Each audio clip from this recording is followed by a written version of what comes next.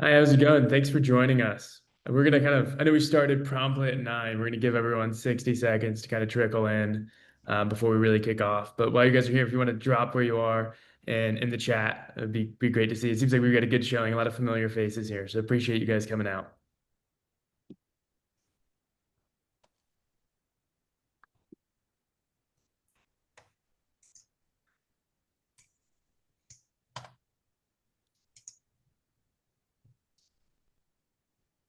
All right. I'm seeing the trickling starting to slow down. So we'll get started in just a second here.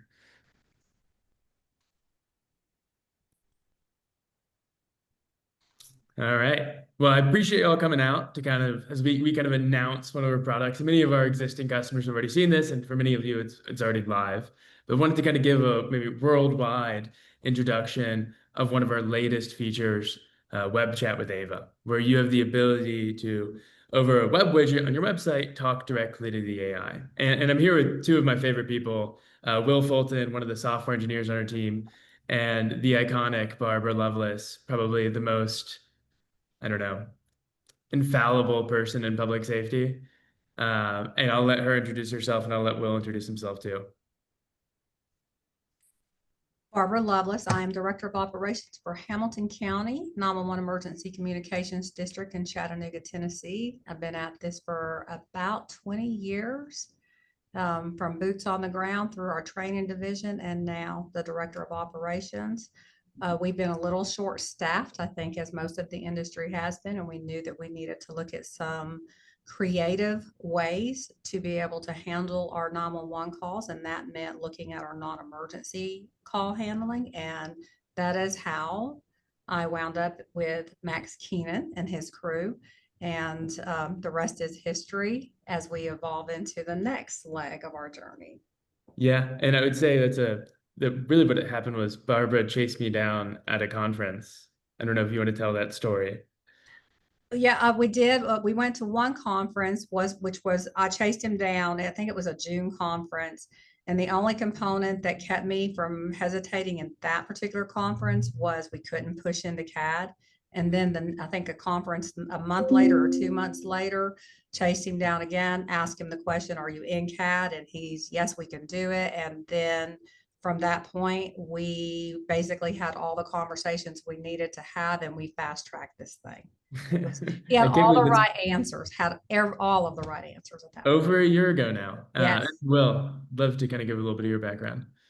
Yeah, my name is Will. I'm one of the full stack engineers here at Aurelian, and I've been with the company for about 9 or 10 months now. And I've been kind of in the software engineering industry for not too long. I spent 2 years at Anduril, doing purely front end, and then now I'm here, and it's absolutely lovely. And I love that I get to help Barbara and other PSAPs and agencies.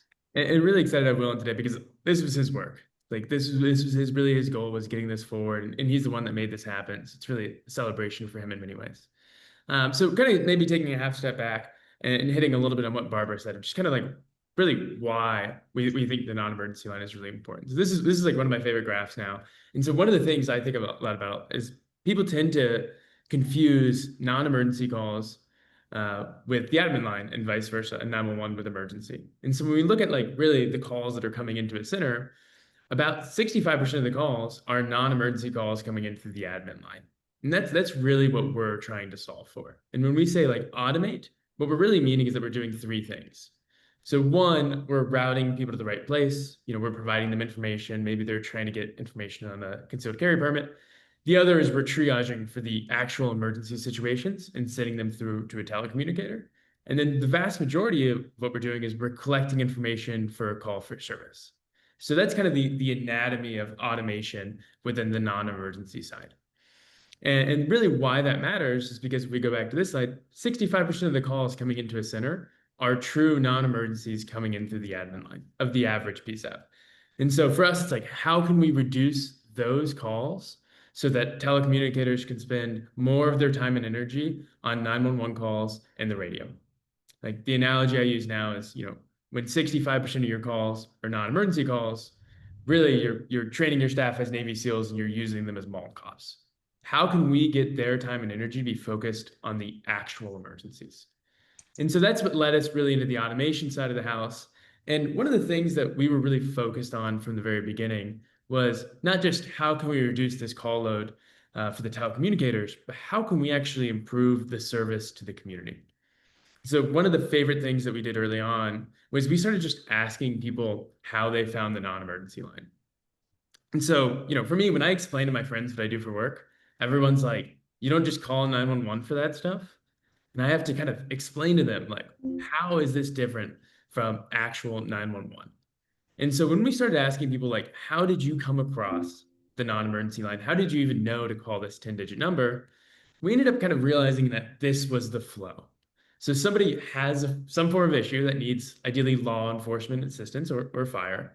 They Google your agency. They, in this case, they say Hamilton County non-emergency line. Then they go on your website, they find that phone number, and then they call the non-emergency number. And we started thinking about this, and we were like, why are these people even calling? Like, why are they calling this line when could we just provide the resource online and skip that phone call in the first place? And maybe this is like a sign of me being antisocial, but I don't even understand why these are calls. I'd rather just go online and get the service I need without having to pick up the phone and talk to anyone. And obviously the telecommunicator might also prefer that as well. And so that really launched, with the help of Barbara and her team, the idea of what's become Web Chat with Ava. So we can kind of jump in at a high level, really what it is. And before Will jumps in and gives the actual demo, what we're trying to do is change this automation that normally happens over the non-emergency line and bringing it into that website to really intercept that caller before the call even happens. And doing those three things that we covered. And Will, I'll let you take it from here and kind of jump into a demo. You're muted, by the way.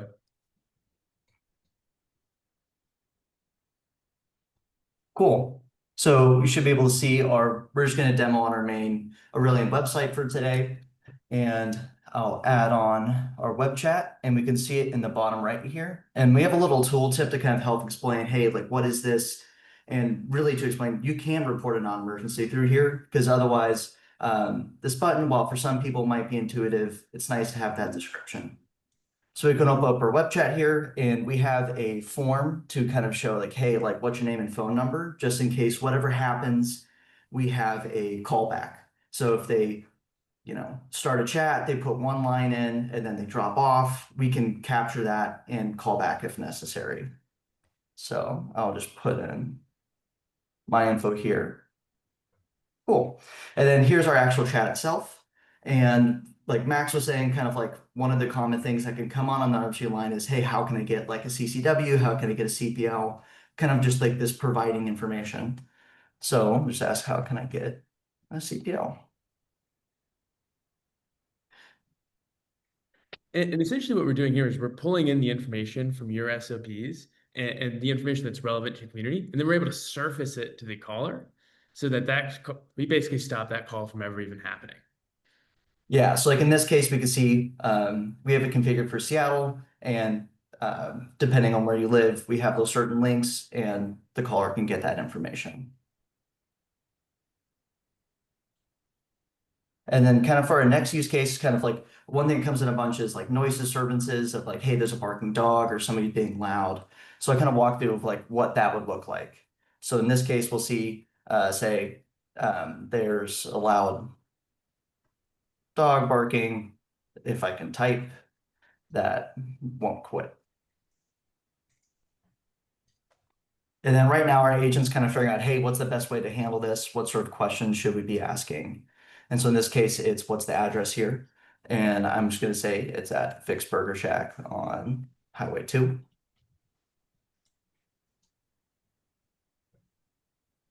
And one thing for our location is we're able to determine, we can also use commonplace names. If it's like, hey, it's like Starbucks or something, we're able to actually take that location and validate it for the dispatcher.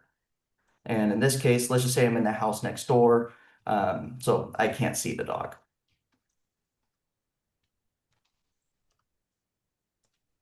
And all these questions that we ask and all the information that we're trying to gather here, as Will kind of fills it out, is all based on the actual policies set by the agency. And so you can imagine that maybe your agency has different questions for this, but this is kind of just like a sample case of how we can collect that information to start creating that call for service. And then one of the other things that we could do is, Will mentioned commonplace names. We'll actually use your GIS data to validate these addresses. So it's not using Google Maps, which might be outdated, but it's like actually leveraging your GIS data to find the right locations. And you might call Buffalo Wild Wings B-dubs, being able to actually understand that that's what a caller means with B-dubs. And so then as Will kind of finishes this report, really then it surfaces to the telecommunicator, and that's where it goes directly into CAD to create that call for service. So kind of flipping over to the dispatcher's point of view, we can see here our barking dog noise complaint has come in, and we can see, hey, here's the actual validated location. And this is configured on whatever you want. It's in the Sultan jurisdiction. And we see we have the summary, we have our callback info thanks to the form. That Vic's Burger Shack that I put in, here's that actual address that comes through. We have that full transcript from the web chat. And it's pretty nice to see. And kind of for our last use cases, as you guys probably know, a lot of times on non-emergency, actual emergencies can pop up, or people don't understand, hey, like this actually is an emergency, you really should call in. And for that case, I just say, hey, somebody broke into my backyard.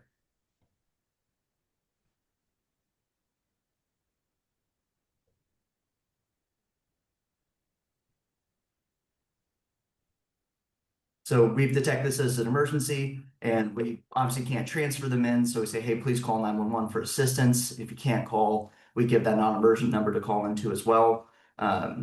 And this sort of emergency text is completely configurable. And one thing to note as well is with this web chat is almost anything and everything is configurable, from exactly what are we showing on this title, that tooltip that we had before, what's getting shown there, where is the tooltip on the page. That's completely configurable by you and your agency through kind of a no-code solution as well, which is quite nice. Yeah, we got a few questions coming in. So one, Garrett asked, how does this look on a smartphone? Honestly, this is how most people actually do it, is on a phone. And Will, are you going to show it what it's like on a phone sized? Yeah, let me see here. So we can actually show you what that would look like. And so this is really exactly what it would look like. And then that person would be able to click in and have that conversation just like that when they're on a phone. One of the things that we also realized early on, Garrett, is that a lot of the people that are doing this are doing it from their cell phones. They're not doing it from a computer. So making sure that it's phone, maybe like, I don't know, safe is the right term, but phone scaled and customizable is really important. And then we had another question from Aaron Wilson about what CAD we integrate with. CADs we integrate with. Function at this point, we integrate with every major CAD. Whether it be P1 or Flex or Hexagon, whatever it may be, we're able to integrate and create those calls for service in CAD. Yeah, so that's really the high level of kind of how this functions. And then, Will, I'm going to take over screen share here. Sounds good. So, part of this, one of the things that I always think is really important about kind of this side of the house is how this actually feels for the caller. And so, let's kind of jump into this. The conversational piece is really important. So recently we were a victim of a crime. Our office in Seattle was burglarized. And like for us, like one of the things that we took away from this was I came in on Saturday morning and I saw that our place got broken into. And the first thing that I said was when I called my co-founder was, I can't believe we just got robbed. And obviously we weren't actually robbed. So it's really important to have the distinction between a system that can understand what somebody actually means and clarify when it's unclear, and when it's just like, oh, I'm sorry, this person got robbed, that's higher urgency, right? So understanding, I call it like the difference between cop logic, it's a play on the online reporting tool cop logic, but the play between cop logic and like actual, normal speech can be really different. And so it's important that the system actually is able to understand that. And then the other piece that I think is kind of related importance to this is how we can use a system like this to kind of break down some of the silos within government. And the one that I think is most painful now is the difference between something that qualifies for online reporting and then therefore goes to RMS, or something that doesn't qualify for online reporting and goes into CAD. I would say from a citizen's perspective, a very frustrating silo. Like for example, when we had the burglary, if I had said that there was suspect information, I would have had to completely restart my report and call the PSAP. But the community member doesn't care if it's going in a CAD or if it's going in RMS. And that's one of my favorite things about doing this chat-based platform is that we can kind of close that gap between the two. And so how that functions is the citizen talks to the web chat, and then Ava, whatever you want to call the agent, understands what's happening, then is able to ask questions to see if it qualifies for online reporting. And then if it does qualify, can send the incident to RMS. And if it doesn't, can send it in CAD. And so that community member has a seamless experience between both ends of it. And the end result ends up being the same.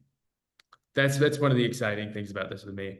But the other piece, I want to turn this over to Barbara and kind of let her talk a little bit about Hamilton County and really like why she pushed for this so hard. Hi, everybody.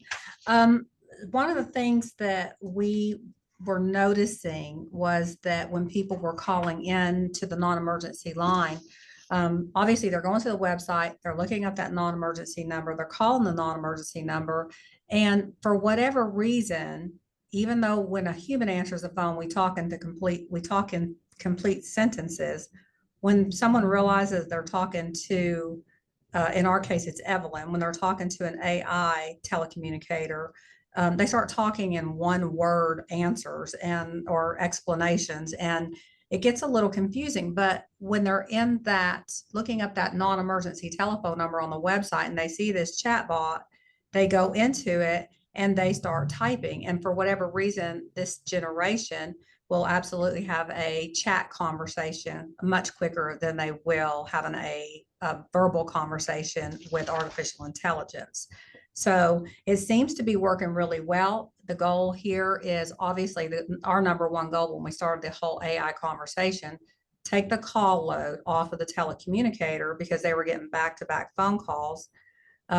They could dedicate their time to the emergency caller and also give them some recoil time between those calls so they could take a breath before the call rings again. And that's what these solutions are offering to the public. We kind of want to meet them where they're standing, right? So if they are on their laptop and they can go directly to the website via phone or via their laptop, they can go straight to this website. They have the non-emergency number in front of them. They see the chat bot and they can immediately hit that non-emergency chat for them and then have this communication also with AI, just in a different format. And I know we launched on August the 29th, I believe it was. And since then, we haven't even done a public education. And we've already gotten over 100 communications with the public through this portal. And of those, it looks like, I think about looking at my statistics, it looks like that about 60% of them were handled inside the forum, and about 40% were identified as something that needed a telecommunicator interaction. But that just shows you that more than half of them were handled without putting a human in front of them. And that's very important to me, and it's very important to our telecommunicators who need to focus their time elsewhere. Also important to the community because we just hit them right where they were in that moment. Well, thank you. Yeah. And one of the things I wanted to kind of double down on that was like the idea that you stress, which I think is, we were talking about this earlier in the call, is like, how can we also just, expand the service when it comes to different languages too, or yes, for hard of sure. hearing? Like that was like a point that you made that was really exciting. If you could double Yeah. down. And absolutely. I know we don't have that yet, but that's something that we definitely want to offer through this, because on text to 911, when we're actually calling in on the non-emergency line and we're getting our Evelyn, we know that a language comes into play. So this is another place, because if you start speaking a language and there's an emergency, it's automatically going to kick it to a telecommunicator and you've got to go to language line. This is going to give us an amazing opportunity to keep that conversation flow going in real time with a non-English speaking, the non-English speaking community. And obviously the deaf and hard of hearing or somebody who's speech challenged, this is going to be groundbreaking for them. This is a game changer. And I know we had a few other questions come in. So Christine Moore asked, what happens if you have two different agencies that have different online reporting standards? So we kind of got this on the hard end of the stick. One of our first customers had 18 different law enforcement agencies with 14 different online reporting criteria. And so functionally, what it will do is it will actually take that address, match it to the right jurisdiction using your GIS data, and then apply those online reporting rules to each of those specific jurisdictions, whether it's, in your case 2 or in other cases 18. And In our then case, we have 6 or 7 different jurisdictions, and when it goes into CAD, it identifies those agencies, and then obviously it goes into whatever their RMS reporting system is. And then Chris Becker asked, if an emergency is submitted via chat, does Ava still populate the decision for a dispatcher to review? Yes. And so if anyone calls in, or like, in the case that Will brought up, somebody saying somebody's breaking into my house right now, like something that we think is an emergency, we're going to treat that in many ways as a 911 hangup. And we're going to have a telecommunicator make sure to call that person back, or at least make sure that that person ended up deciding to call 911 based on that phone number. We always want to make sure that in those emergency situations, people are getting the service that they need. And that's the way that we ensure that. Well, thank you for the questions. And as we kind of wrap up, if anything else comes up, we're certainly available, whether it be about the web chat side of the house or whether it be about the non-emergency call automation side. And great, Christine Moore with the question: what types of systems are in place to ensure the program is working as planned? So really the number one way for this is we have like what we call Watchtower, which checks. We're actually probably going to do a webinar on this too, but it basically checks every single call as it comes in against criteria to make sure that it's handled as according to plan. And then the secondary kind of backup to that is that if we have something that we're not confident about, we'll actually flag to a telecommunicator to review that information to make sure that that's correct. And so that's how we make sure that like all outcomes are kind of correct in the end state, and that people are, because I view the PSAP as having 2 customers. One, the caller, and then the second is the agencies that they actually dispatch for. So obviously we have to have the best experience with the caller, but we also need to make sure that the information going to the agencies is accurate and complete. And so the main way we do that is by having a telecommunicator review some of that information before actually creating that call for service in CAD. And as we kind of wrap up, one of the things, with this, I think this kind of surprised people early on, but for when we released this back in a few months ago, this is something that any of our existing customers can have implemented for free. Our feeling is, we're trying to solve a service for you. And that service is we're trying to reduce your non-emergency call volume. And this is another way for us to reduce this. And so it's exciting for us to be able to kind of offer that to all of our existing customers for free. And then anyone who wants to start working with us, feel free to reach out. We're more than happy to talk more about this. Any kind of last questions or things I can cover before we turn it over?